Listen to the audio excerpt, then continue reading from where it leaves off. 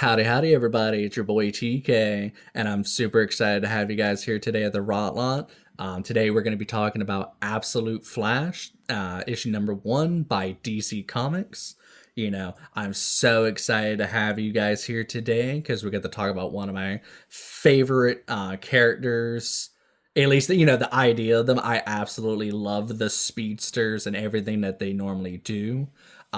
This one in particular is set with Wally West. Just to get it off the bat, he is our main character in the Absolute Flash series. But there are nods to other characters that you'll know and have known, such as Barry Allen, the fastest man alive as I know him. He's my favorite Flash, but this iteration of Wally West, normally he gets a lot of flack from what I hear among everybody that talks about speedsters.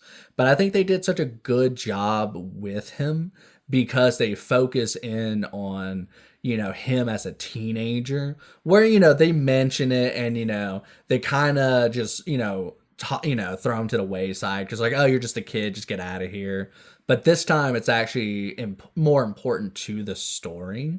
But before I continue on with that, I just wanted to give a quick update about the Absolute Comics. Just for any of you that may have not watched the other video or you're new to the Absolute series, this is a darker, grittier universe created by Darkseid. If you want any more information about how he created the universe and all those things, you can go and read DC All In Special Number 1. I would show it to you guys if I had it. At some point, I need to get it so I can read it, but that'll help explain to you this universe and everything it is. But pretty much, if you can imagine it, being a bad guy is a lot more favored in this universe. Bad guys will tend to win more. The good guys will have to struggle, and it's like almost a universe is set against heroes, and that's the entire idea of what Darkseid wanted. And I think the Absolute Comics does really well in that aspect. And so currently, as of May 6, 2026, there are 14 issues of this comic, and I would recommend it to everybody. It's super easy to find, and the price is still affordable, so you'll be able to find any version of this as far as, looking, with your wallet, of course. But yeah, so let's go on ahead. With this reimagined universe, we do get Wally West, of course. He is our main character. He is, as anybody that's grown up in the army, I myself haven't, but I've heard all the stories about it. Being in the military as a kid sucks. You're going place to place, running around. And I think that's kind of integral to his character. Because as you learn with them, of course, with some slight spoilers, he does live with his dad, his mother's passed away, things like that. These things that affect him and they drive him to almost this loneliness. As the fastest person alive, you are, by yourself because nobody can stay with you. And I think that plays a point into his character. But of course, the nice thing about this Absolute series is there are plenty of side characters and supporting characters and plenty of cameos that you'll get to know because, it has Barry Allen, it has Edward Thawne mentioned, and I think that's such a good way of using these characters. It's this reimagining that adds more depth to the character than just, he's bad, I'm good, I go and punch you now. And I think that's, a real smart play by DC, where it's not just ham-fisted. You actually get to enjoy the journey with these characters. And I've absolutely loved this series. I think it's so good. Even if I am a Barry Allen fan, this version of Wally West is so nice. It's so clean. And it's got such a fun art style. And something that's interesting about this series as well is like the color palettes, because like all the other Absolute comics, they all have their different styles. But this one did such an amazing job with the color palette. Normally a speedster is like red and gold, but this iteration, it uses this more kind of futuristic, aesthetic where it's using red, white, and blacks to just make make changes to the characters and different things. You're gonna watch Wally struggle with all these eternal issues because you will see how he becomes a speedster and everything he's forced to suffer. In the first couple pages, you see him running around and struggling with this newfound power. And the reason why I want to emphasize on the art and the colors is because of what they're able to do with it.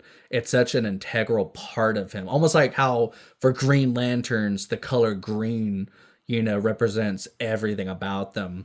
I think the colors work are the same concept when it comes to a speedster. And I'll just show you a quick little page. You can see how Wally in this scene, this is like page 2 or 3, and you can just see him freaking out, like he's in a million places at once, struggling. He's there and then back, and he's running around like he's suffering through a psychological, a physical, a spiritual issue of who he is as a person.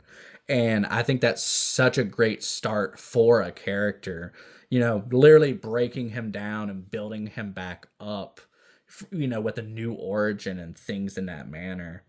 And even though this comic, I won't lie, for a comic about the fastest person alive, the Absolute Flash is the slowest comic of the group.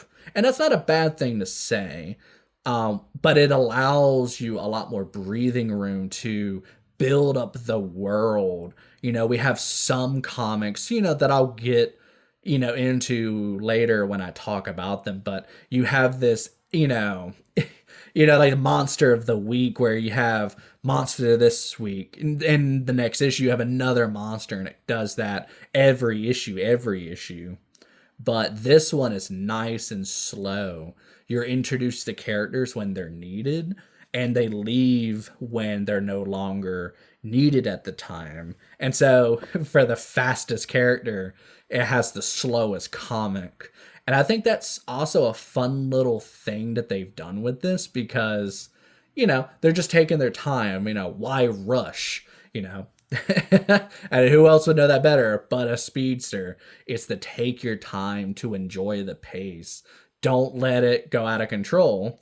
And I think that's what Wally represents. This impulse, this drive. He's just trying to learn who he is and how to use his newfound powers in that regard. And I think that's such a good thing for him. And with that, they're able to just get that across as a medium. And, hopefully, just by talking about this with you guys, maybe it'll interest you. Definitely the cameos in this, cameos, side characters, all of that. When characters appear, it is an absolute treat, especially in this comic, because you'll watch them be introduced, and normally the characters will just show up and go away, but you actually get to see these characters, at least where I'm reading at the point to where once you get to a certain arc in the story, you can see all the gears turning, and you're like, oh my god, you can see this character getting their own Absolute comic. And that's mind-blowing, because normally, characters will show up, they'll get like a spin-off, but I think Absolute, instead of more of a spin-off, it's more like a sideline where it's just following along with the story. And I think that'll keep... I think it'll keep the story interesting, as well as great callbacks and just, keeping it fun, keeping it fresh. And I think that's what DC needs right now. I haven't read too many of them, but I know there's been a lot of bloat in the comic industry. And I think people are kind of tired of it. And I think the Absolute Comics is the solution to that. It allows more creativity while still staying, mostly to the original stuff without it overstepping. And yeah, with that, hopefully I've, convinced any of you to go pick up this comic. I think it's absolutely great and phenomenal. I will have to say, I probably will put this. I'm trying to figure out where I would put it. As of right now, the story's been great, everything's been fun. I'd probably put this out of the 6 absolute comics that are out right now, which is Superman, Batman, Wonder Woman, Martian Manhunter, Green Lantern, and The Flash. I would put this one at the bottom, but that's because, it needs more issues in terms of like comics.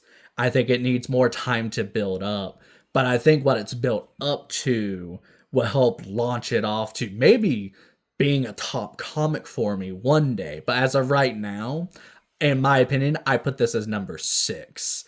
Feel free to let me know in the comments if, I'm a big dumb idiot and, how this is your number 1 comic. I would absolutely love to hear it from you guys. But I hope all of you have a great day. I'm super excited to keep talking about this series, and I hope you have a wonderful day. All right, bye.